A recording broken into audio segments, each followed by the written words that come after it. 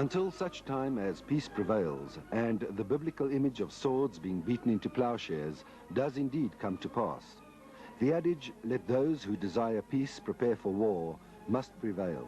And for more than most, this is applicable to the peoples of South Africa.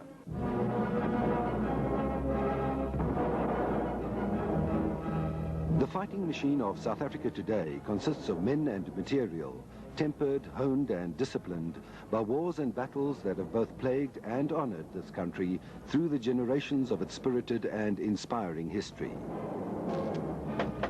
Many of these are the descendants of famous and feared warriors and leaders such as Shaka, Mzilikazi, Khachabi, Makoma, Mshweshwe and others.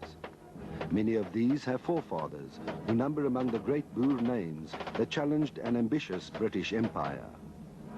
Many are the sons of those who fought tyranny and fascism in two great wars, and many again there are who came from elsewhere to make this land their home and willingly risked their lives for its defense.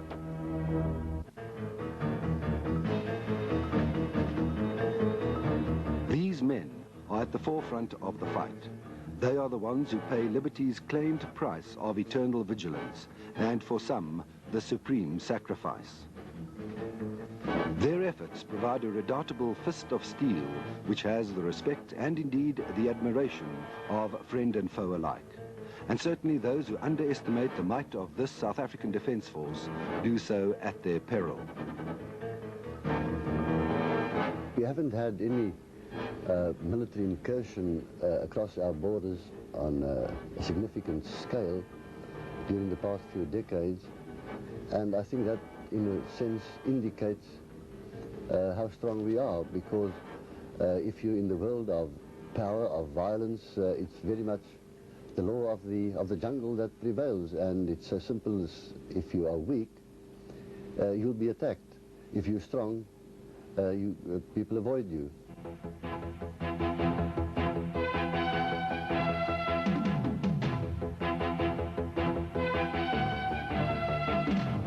And when the law of the jungle prevails within the African context, the South African fighting machine is indeed invincible. For the enemy, through the years, South Africa's across-the-border operations into Angola were disastrous occasions. In 1975, in support of UNITA, South African forces sliced through that country virtually to the outskirts of Luanda, turning back only because of American duplicity.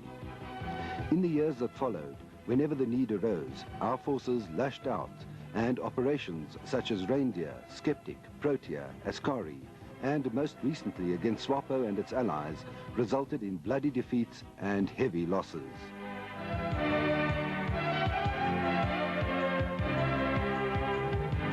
Recognition of SADF prowess and strength has come from far and wide. A Rockefeller Foundation survey has found that militarily South Africa is stronger than any opponent or coalition of opponents in Africa. In another assessment, the Hoover Institute has concluded South Africa's military power is enhanced by a substantial industrial and logistic infrastructure on a scale that has been attained nowhere else in Africa. International strategists whom we spoke to and who have first-hand knowledge of the SADF concur. I find it a very tough, efficient defense force. Now, my prime interest in your defense force is its way that it's carrying on a counterinsurgency operation. Your defense force has done an admirable job on it, and I think the West can learn from it if it had ever get off its moral high horse and look at things realistically. I would say that if it came to the final push, it actually came to a final conflict, a stand-up conventional war, there's no army on the African continent that could stand up to it for very, very long. They are equipped, motivated, and generally led so well that I don't see that there's any possible chance that they'll ever be beaten in the stand-up war. In the African context, in my opinion, South Africa is clearly the single strongest sub-Saharan military power. There can be no question of this. I have been very impressed by the efficiency of the South African Defence Force in many ways. in fact too numerous to go into in such a short interview. I'm extremely impressed. Oh, more than capable. I think that the way you have been structured and the equipment that you've got and the way you've gone about it more than demonstrates that you're right on top.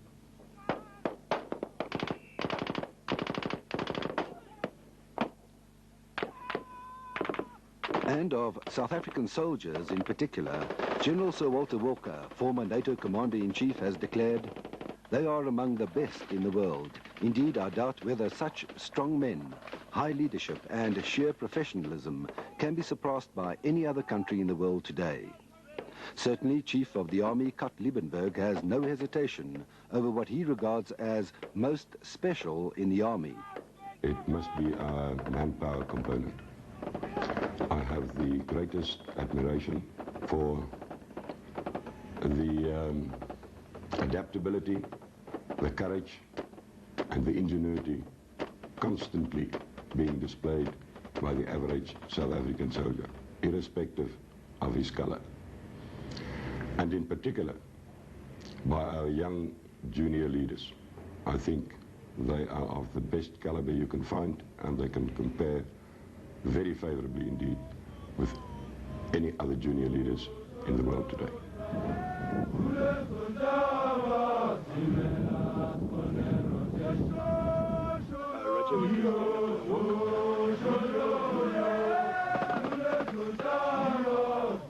This country's war against terrorists, communists and their surrogates is not a white man's war.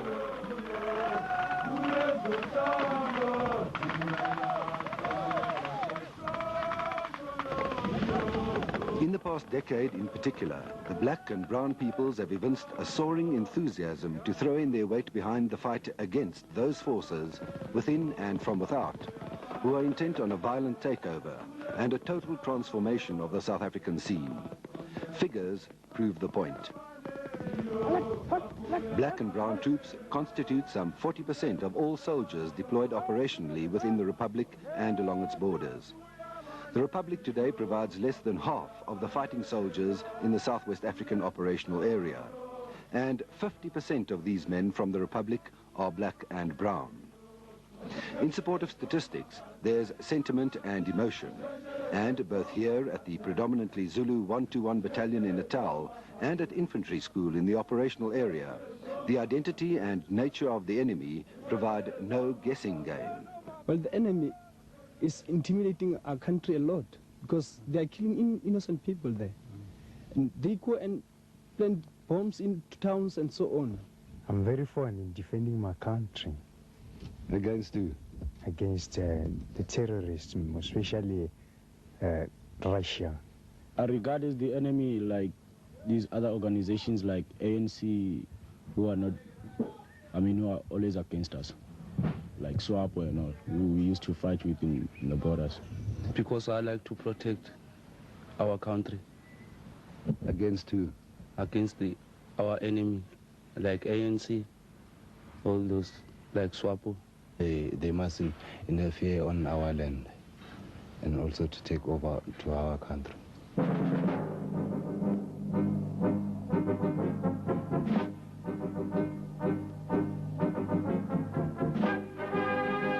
At infantry school, the best of the best are brought together for the junior leaders training course. These are the military leaders of tomorrow, and in the inhospitable, vast and arid expanses of the operational area, they are being schooled in both the rugged requirements and the technical skills essential in modern warfare.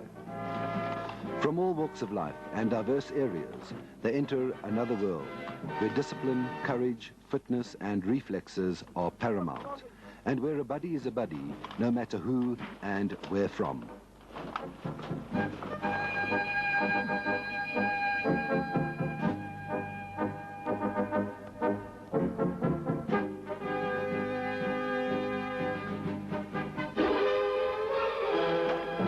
In this theatre of war, it is the mechanized units of the South African Defence Force that have been in the vanguard of the onslaught.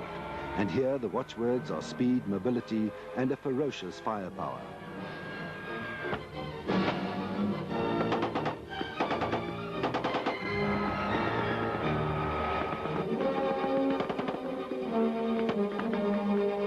attack at sunset and further into the night is a deadly serious business.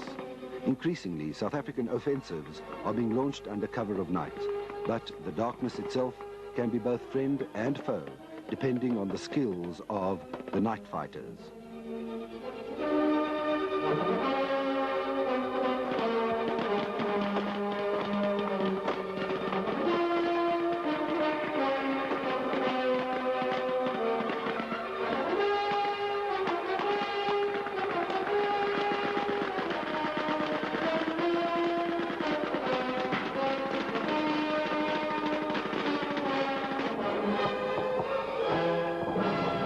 The enemy has no shortage of Soviet weaponry, and when the South African armour and men launch themselves at their targets, the challenge is to run the gauntlet of automatic weapons fire, shrapnel, minefields and booby traps with a minimum loss of life.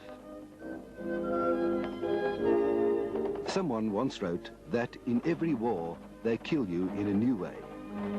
This is transformed from the cynical to the serious and sometimes quite sensational when the spotlight is thrown on the lineup of some of the Army's locally designed and built weaponry.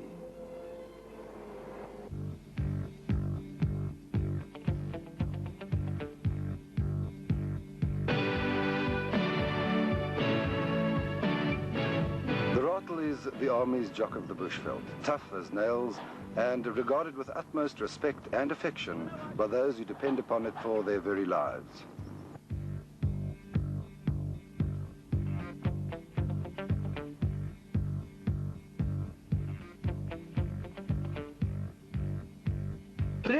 Left 10 o'clock. You're behind bush.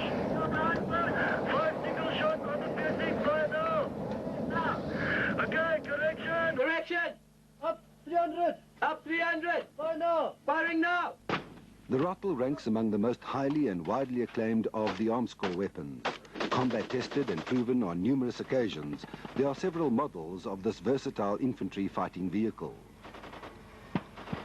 One of the latest innovations is the Rattle 81, which has provided a deadly mobility to the 81mm mortars.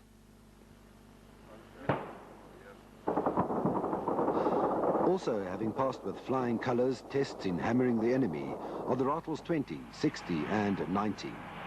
Specially designed for South African conditions, they ride roughshod over the African terrain. An astonishing cross-country ability, according to Jane's military review. Forces are definitely bulkhead and the spearhead of any conventional attack. The combination of high firepower, maneuverability, mobility and armor protection for the troops make it a definite component for success.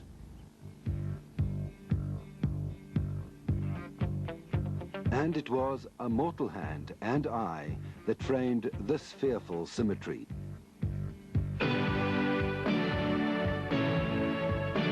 Based on the Centurion, the redesigned and rebuilt Oliphant tank is faster, more powerful, maneuverable, has a greater range and a far more destructive weapon system than its famous ancestor.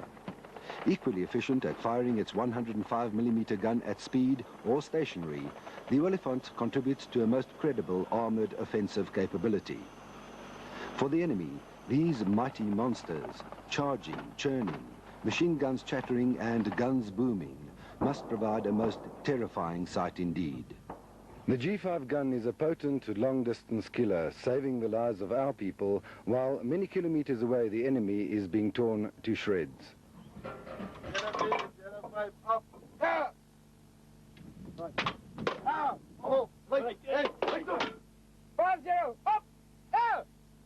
With a range of some 40 kilometers and a suitable variety of projectiles and fusers, the G5 is capable of pulverizing the most determined of defenses.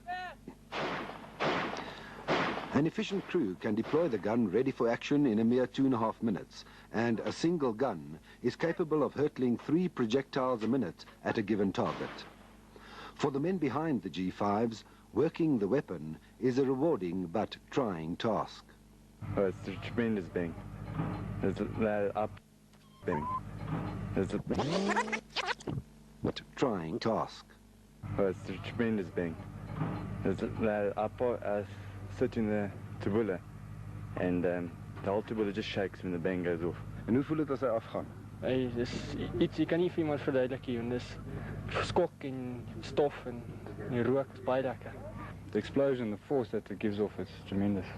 Die ore kan dit nie hou nie, dit is 'n geweldige druk wat jy moet ondervat. Yes, Rex. So yes, the gun we were trained in previously, the G2, that wasn't as bad as the G5. This has got a tremendous blow on you. On the receiving end, the effect is devastating. And according to Battery Commander Major Theo Wilkin, it is not only the killing and maiming that tears the opposition to shreds, but equally horrifying is the paralyzing effects of high explosive shock waves. You totally immobilize the target, and you get total neutralization of the target while the engagement is going on, and for a short while after that as well.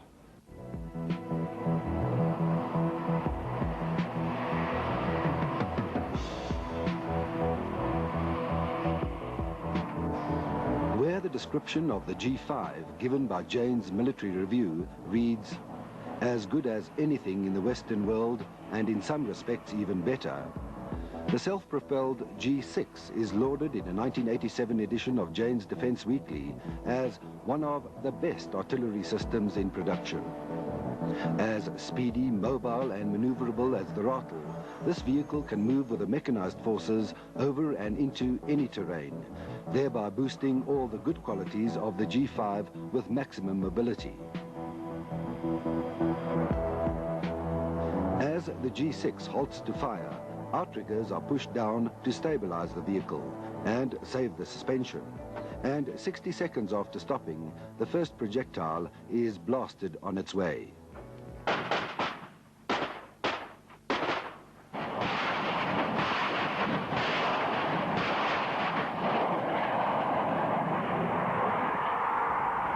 Also figuring prominently in Armscor's artillery arsenal is the Valkyrie 127 multiple rocket launcher, the performance of which has relegated Russia's Stalin organ to something of sound and fury, but signifying nothing. With a range extending from 7,500 meters to 23 kilometers, this MRL's high fragmentation capacity provides a killing area of some 1,500 meters when used against troops who are in the open, in shallow trenches or soft-skinned vehicles.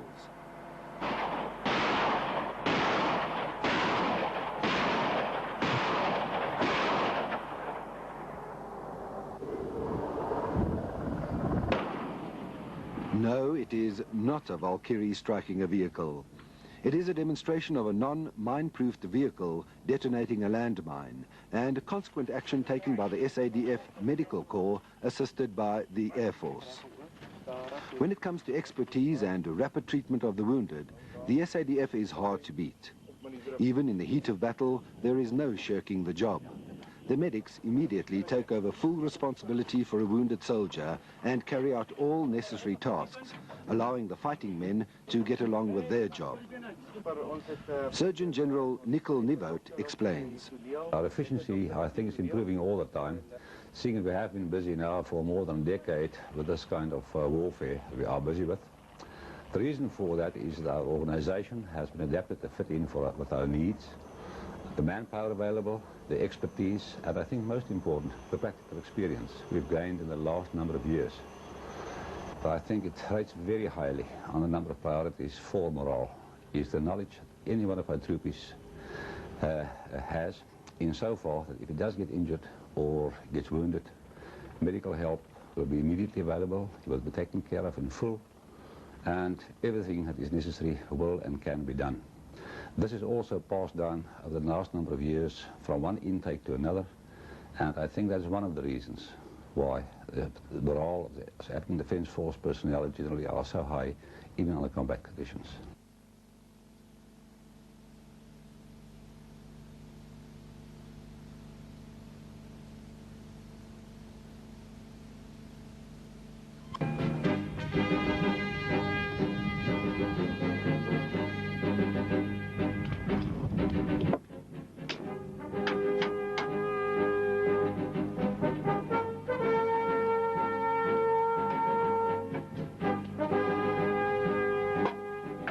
There are many things that need doing prior to a battle ahead.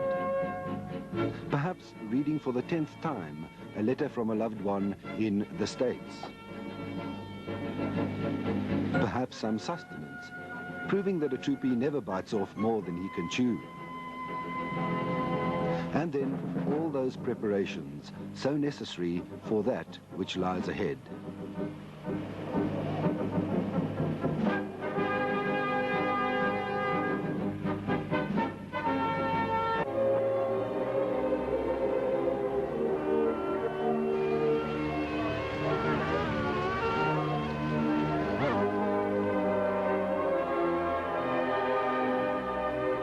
For the men of faith, these are precious and hallowed moments. For the Lord shall preserve thy going out and thy coming in from this time forth.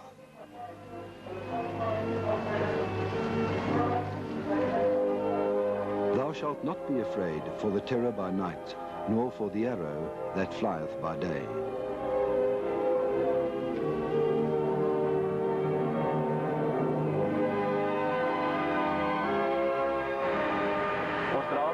Elkeen van hierdie manne aan die op.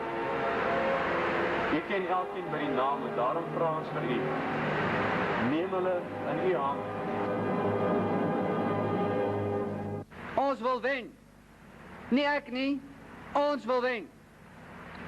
Jy maak 'n bydrae. Ek sal die leiding gee. Jy sal die vyand dood. Ek sal vir jou sê hoe om dit te doen.